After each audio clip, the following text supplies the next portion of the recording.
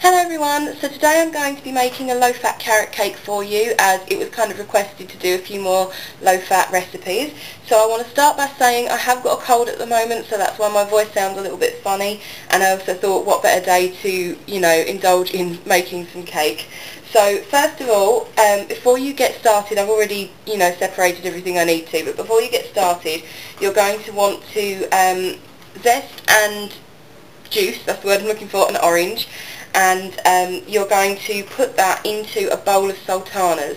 So I'll give you the measurements in a second, but I just want to say, make sure you hold a little bit of juice back, because this is going to be good for our topping that's going on later. So I'm going to set that over to one side. So yes, in here I have one large orange, the juice and the zest of, and I have 140 grams of sultanas. Now you can use raisins, sultanas, you can use whatever currants you want, that's completely up to you. You're going to leave this to one side till pretty much the end of the recipe, and then they'll then take on all that orange juice. So I'm going to leave them over here to one side as well. So here I have 230 grams of self-raising flour. You can split this into 115 grams of wholemeal flour and 115 grams of self-raising if you like, but I don't have wholemeal flour and I wouldn't really have any use for it, so it seems a bit silly for me to do that. So yes, 230 grams of self-raising flour, and to that I am going to add 1 teaspoon of bicarb of soda, as you can see there, I think, bicarb of soda. And then I've also got 1 teaspoon of baking powder. This is all going into a sieve as well, so that it's not got any lumps or anything in it. I'm going to add a pinch of salt, just normal table salt, nothing special. And then one of my favourite ingredients, you need a teaspoon of ground cinnamon. And my spoon's too big, so I'll have to just tip it out. Like so. Now, I absolutely love cinnamon, so I'm actually going to add 2, but you can add as much or as little of these things as you like. I'm going to put the lid on that so I don't spill it. And then you're just going to sieve those into the flour.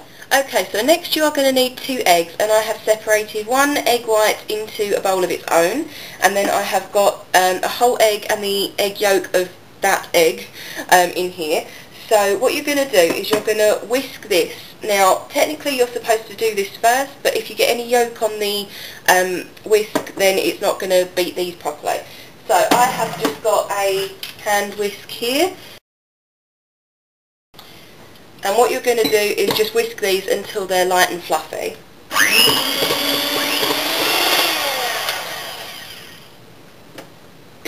So I'm going to sit this to one side, because we don't need it just yet. And then I'm going to take my 2 egg yolks and egg white and whisk this as well. I only needed to whisk that for a second just to beat the egg. So then I'm going to add 100 grams of light brown sugar. You can use the dark muscovado sugar, but that's a little bit too treacly for me, so I'm just going to use the light brown one instead. So I'm going to do this in halves, I think. So pour half of it in, give it a whisk, and then add the other half once this is incorporated.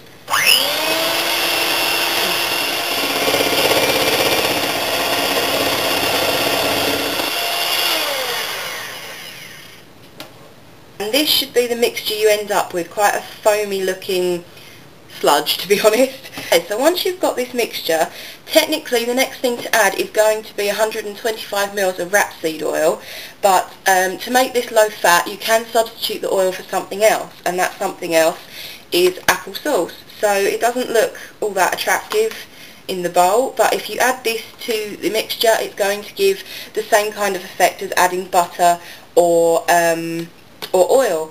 So me personally, I cannot stand oil in cakes because I feel like you can taste it and I can't stand it. So this is a great healthy alternative. So technically the worst thing in this cake is the sugar that's gone into it. So this is actually a really healthy low fat cake.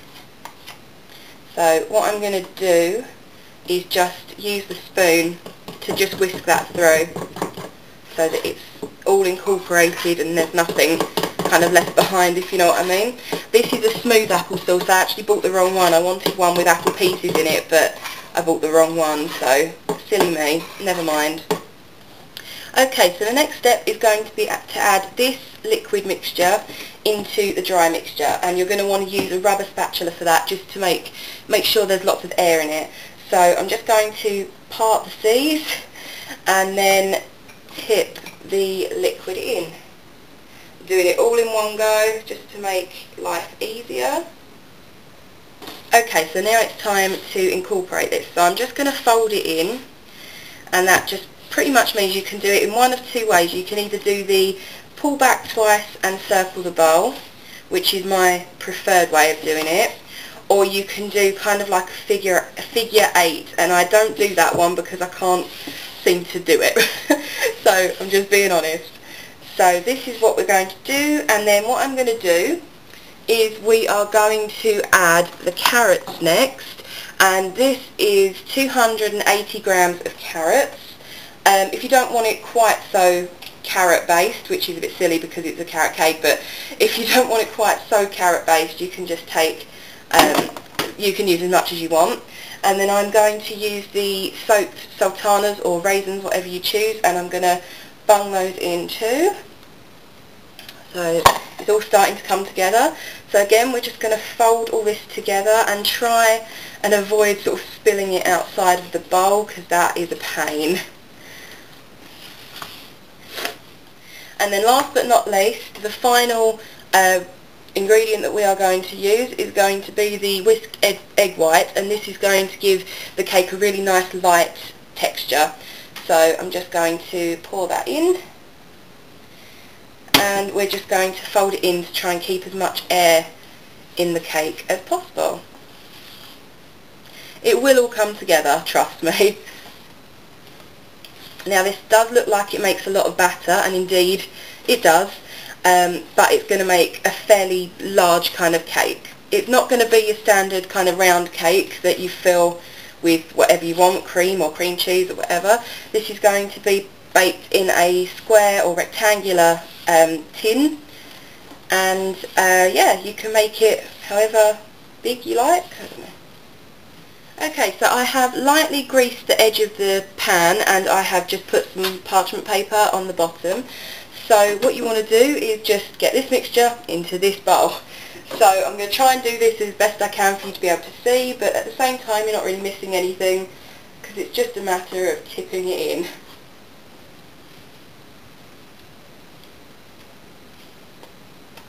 Okay, and then we are just going to push it into the corners of the tin,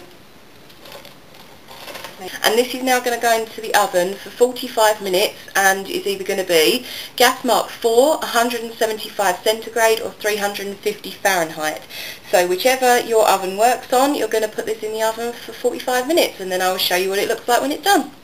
Okay, so it's been 45 minutes, and I've taken the cake out of its tray, and this is the end result. So we have this nice thick cake to ice.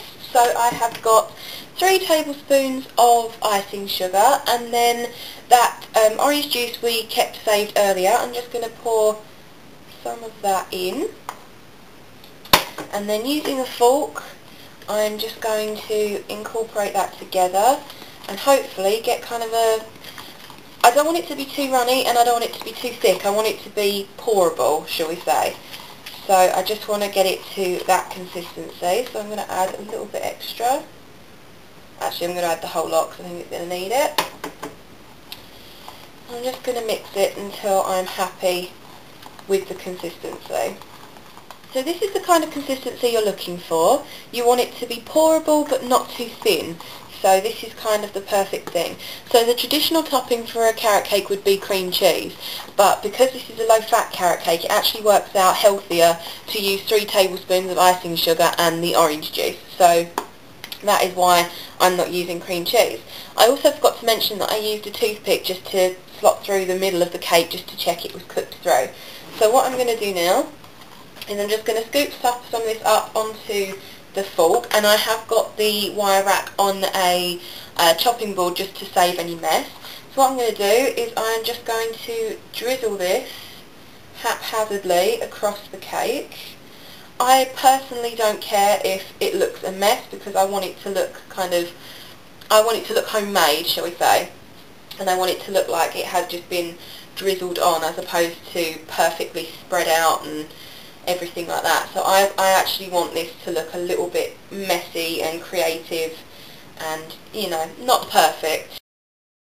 So here you have the final result, and I hope you can tell that it's quite, you know, moist in there, and you know, it's quite a tasty cake for a low-fat cake. So if you decide to give this a go, I would absolutely love to hear your feedback and see pictures or video responses of what you come up with. And yeah, I really hope you enjoyed this.